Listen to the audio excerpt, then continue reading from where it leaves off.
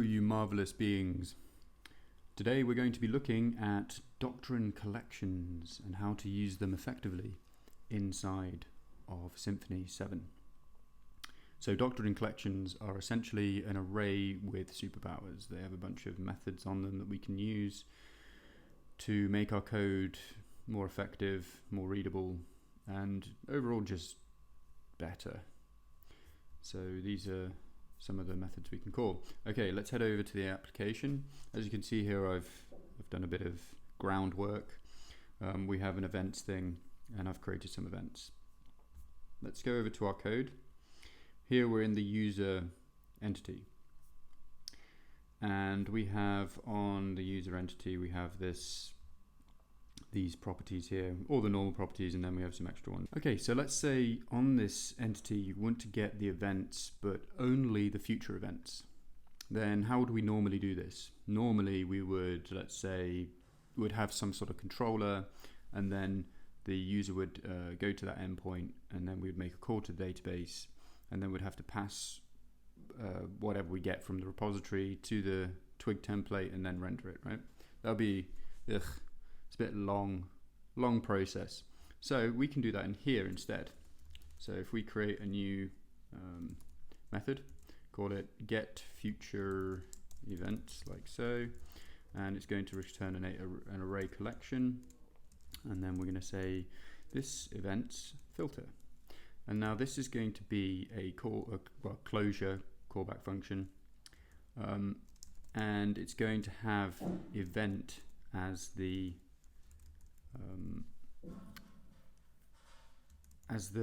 passed in argument, but it's going to return a bool. I know it's a bit weird, but don't worry, stay with me.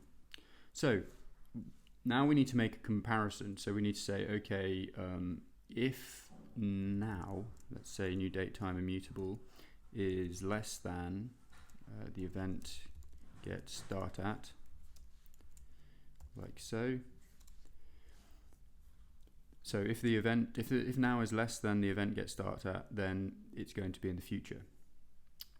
And we return this, and it will give us all of the events that are in the future. And that's it.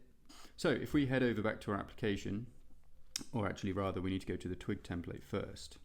We are on the events page, so if we go to the top here and we just say app user see, it's already got the auto completion for us, but we need to dump it out, so there we go, and we refresh, and there we are.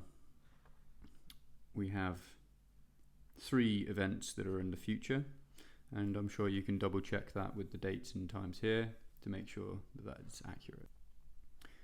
So if we head over to the event entity, and we got some properties here, start at, end at, all that stuff, and then there's this one property called event participants.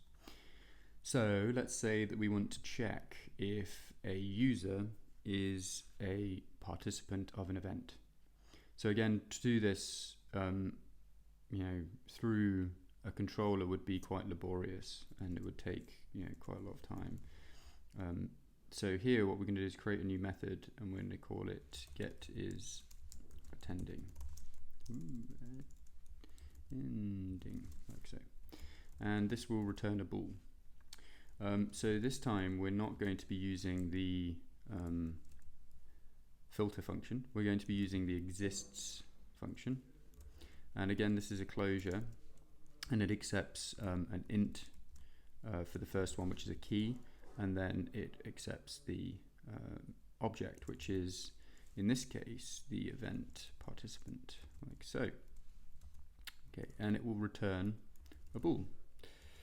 And now we can do the statement, the check. So just the thing, we need to put in a user object here, like so, and we can check if the event participant get target is equal to the user, like so.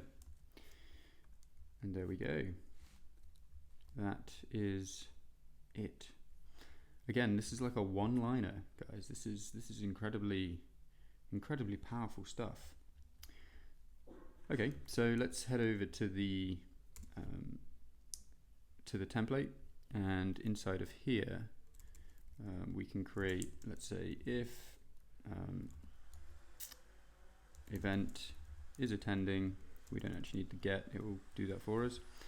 And then we can say app user and then end if.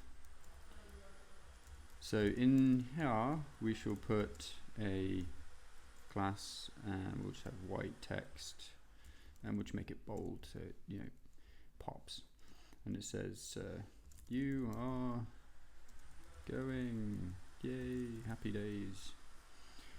And if we refresh, we can see there is one here. I'm not actually happy with that text. Let's make it red. There you go. So it kind of really pops. There we go. So if we click on this event, we can see the participants, yes, and that matches the current user. So we know it's working. So this is another way in which we can use Doctrine collections.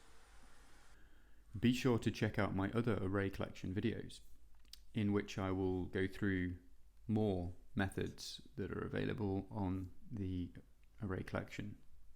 See you next time. If you found this video useful, check out my book on leanpub.com.